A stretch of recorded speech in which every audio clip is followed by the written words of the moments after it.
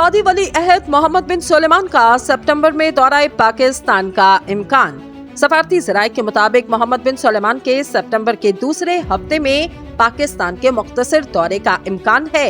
Saudi वली अहद पहले मरहले में पाकिस्तान और दौरे के दूसरे मरहले में भारत रवाना होंगे।